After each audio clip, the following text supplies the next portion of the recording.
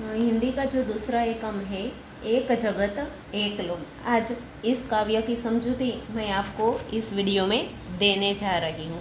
तो बच्चों ध्यान से इस वीडियो को सुनकर यह काव्य समझने की कोशिश कीजिए। एक जगत एक लोग काव्य है वह प्रकृति के तत्व जो है, प्रकृति के तत्व इस काव्य में जो दिखाए गए हैं कि सूर्य, चंद्र, आसमान, यह सब तत्व है, यह सब हम सब के लिए है। हम सबको इस सृष्टि पर समानता से यानी कि लड़ाई झगड़ा नहीं करना बल्कि हिल मिल कर रहने का और बिना भेदभाव के सभी के साथ प्रेम से मिलजुल कर रहने का संदेश दिया गया है। आज मनुष्य की सोच अपनी दुनिया तक सीमित हो गई है, क्योंकि आज का जो मनुष्य है वह दिन ब दिन स्वार्थी होता जा रहा है और इसलिए उसकी सोच है कहाँ तक, तो कि मेरा स्वार्थ कहाँ है। वह अपने को ही अपनी दुनिया समझता है, लेकिन ऐसा नहीं है। तो इस काव्य के द्वारा राष्ट्रवाद की भावना और विश्व शांति की भावना, विश्व बंधुत्व की भावना का विकास करने का उद्देश्य है। बच्चों यह संसार है वह बहुत बड़ा है। संसार में कई सारे देश है, बहुत सारी जातियाँ और बहुत से धर्म के लोग रहते हैं। यहाँ कुछ अलग अलग धर्म के सिंबल देख रहे हैं। तो इस तरह हमारी दुनिया में कई सारे जाति और धर्म के लोग रहते हैं, लेकिन फिर भी सबकी जो माता है धरती माता वह तो एक ही है। आसमान भी, जिस आसमान के नीचे हम रहते हैं वह भी एक है। तो इस तरह हम सब भाई भाई हुए, तो इस तरह हमें विश्व बंधुत्व की भावना से रहना चाहिए। तो पहले बच्चों मैं तुम्हें इस काव्य का जो पठन है वह सुनाती हूँ कि इस काव्य का गान आपको किस तरह से करना है।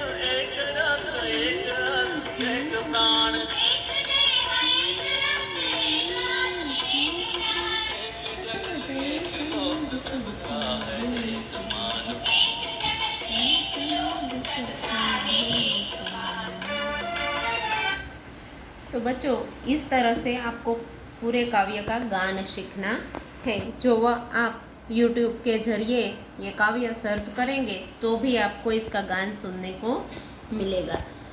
अब काव्य की जो समझूती है वह हम लेते हैं। एक जगत एक लोग सबका है एक मान।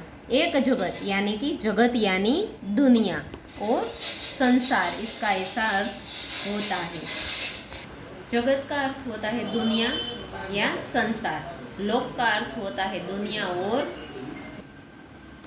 तो तो एक जगत एक लोग सबका है एक मान, एक चंद्र एक सूर्य एक भूमि आसमान। तो इस पंक्ति का जो भावार्थ है वह कुछ इस तरह होता है कि हम जिस दुनिया में रहते हैं, यह संसार, जिस संसार में हम रहते हैं वह एक ही है। सब एक ही लोक में यानी कि एक ही संसार में रहते हैं, सबका है एक मान।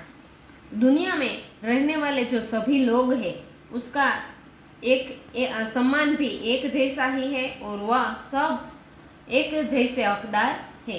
एक चंद्र एक सूर्य एक भूमि आसमान। हम जिस चंद्र को देखते हैं, सारी दुनिया के जो देश है वह भी उसी चंद्र को देखते हैं, यानी कि दुनिया के सभी देशों में चंद्र भी एक ही है, सूर्य भी एक ही है, भूमि यानी कि धरती भी एक जैसी ही है और आकाश भी एक ही है। जो सूर्य हमें प्रकाश देता है वह सारे विश्व को प्रकाश देता है, यानी कि जो सूर्य है वह सारे संसार को प्रकाशित करता है। तो इस तरह इस पंक्ति का भावार्थ कुछ इस तरह होता है। एक तेज एक हवा एक ही पानी, जीवन है सुख दुख की एक कहानी। एक तेज एक हवा, जिस दुनिया में हम रहते हैं वहाँ हमें जो तेज यानी कि प्रकाश, हमें जो प्रकाश मिलता है वह प्रकाश भी एक ही है। एक हवा जो हम श्वास और उच्छ्वास में जो निकालते हैं वह हवा भी एक ही है। पानी एक ही पानी भी हमें एक ही मिलता है। जीवन है सुख दुख की एक कहानी। सब लोगों के जीवन में सुख और दुख बारी बारी से आते हैं और सबके जीवन की यह एक कहानी है, वह भी एक जैसी ही है। एक देह एक रक्त एक अस्थि एक प्राण, एक जगत एक लोग सबका है एक मान। एक देह यानी कि शरीर, रक्त यानी कि लहू, अस्थि यानी कि हड्डी और प्राण यानी कि जीव या जान जिसे हम कहते हैं। तो एक देह एक रक्त, हमारा शरीर भी, सबका शरीर एक जैसा ही है। भगवान ने हमें जो शरीर दिए है सबको, वह सबको एक जैसे ही दिए हैं।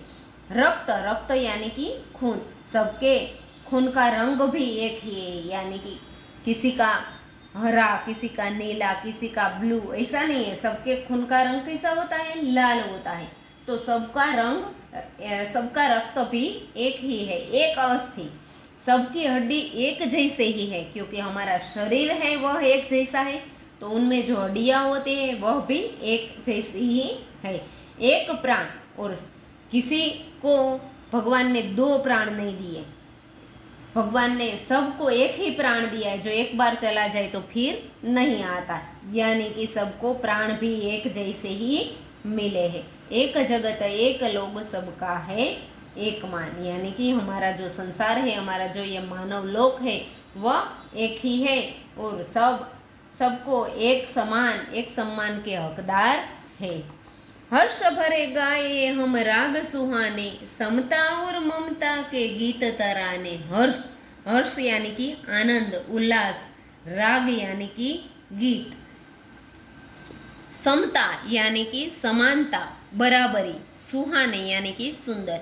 हर्ष भरे, हर्ष यानी कि आनंद। हम जब खुश होते हैं, आनंदित होते हो तो हम सब एक जैसे ही राग छेड़ते, सब गीत गाते हैं तो एक जैसे ही होते। भले ही किसी की बोली या भाषा अलग हो, किसी की भाषा हिंदी होती है, किसी की गुजराती होती, किसी की इंग्लिश होती, तो ये भाषा अलग है, लेकिन सबका जो गाने का तरीका है, जो उल्लास है, वह एक जैसा ही होता है। इसलिए कि जब हम आनंद में होते हैं तब हम एक जैसे ही सुंदर राग गाते हैं।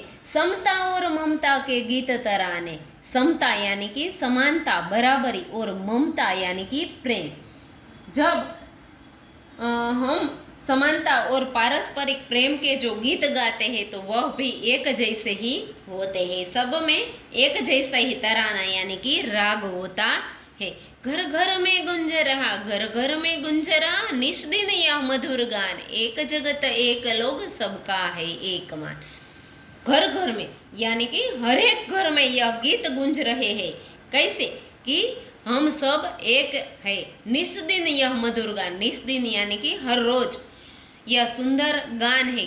कौन सा गान? तो कि एक जगत एक लोग सबका है एक मान। हर एक घर में यह गान हर रोज गूंजता है कि हम सब एक है, यह दुनिया एक है और हम सब इस देश के, इस लोक के निवासी है। राष्ट्रों में ऐक्य यही कर्म हमारा, प्रगति न्याय मानवता धर्म हमारा। राष्ट्रों में, राष्ट्र यानी कि देश, ये ऐक्य यानी कि एकता, राष्ट्रों में ऐक्य यही कर्म, यह हमारा कर्म है। कर्म किसे कहते हैं बच्चों? जो काम हम करते हैं उसका जो हमें फल मिलता है उसे हम कर्म कहते हैं। यानी कि हमारा जो काम है वह ही हमारा कर्म है। राष्ट्रों में ऐक्य यही कर्म हमारा, हर एक राष्ट्र में एकता हो यही हमारा कर्म, यही हमारा काम होना चाहिए और ऐसा ही भाव हमारे मन में होना चाहिए। नहीं कि किसी देश को या किसी लोग को और किसी को है वह हम छेड़े या परेशान करें या फिर उसके ऊपर प्रहार करें, ऐसा भाव कभी हमारे अंदर होना नहीं चाहिए। सभी देश के सभी लोगों में एकता का ही कर्म होना चाहिए, एकता का ही भाव होना चाहिए। प्रगति न्याय मानवता धर्म हमारा, हमारा धर्म क्या है कि प्रगति, सभी देश प्रगति करे, सबको न्याय मिले और सबको एक दूसरे के प्रति मानवता होनी चाहिए। यही हमारा धर्म है, यही हमारा कर्तव्य है। हमें सबको न्याय दिलाना चाहिए, एक दूसरे के प्रति मानवता रखनी चाहिए और मानवता की रक्षा हो, और ऐसा ही हमारा धर्म होना चाहिए। और सभी धर्म भी यही कहते हैं कि हिलमिल के लहराए विश्व शांति का निशान। हिलमिल के लहराए, अगर हम सब देश हिलमिल कर एक होकर जो साथ ध्वज लहराएंगे यानी कि साथ होने का नारा लगाएंगे, हम सब एक साथ मिलकर काम करेंगे, एकता की भावना से सभी देश जुड़ जाएंगे, तभी विश्व शांति का झंडा लहराएगा। तो इस तरह बच्चों हमें हमारी एकता साबित करनी चाहिए। तो इस काव्य के गान द्वारा हमें यह उद्देश्य मिलता है कि हमें लड़ाई झगड़ा किसी लोगों के प्रति या किसी राज्य के प्रति या किसी देश के प्रति कहीं भी रखना नहीं चाहिए। हमें एकता की नज़र से सबको देखना चाहिए और सबको हिलमिल कर रहना चाहिए। तो बच्चों आज के इस काव्य की समझूती इस वीडियो में यहाँ पूर्ण होती है।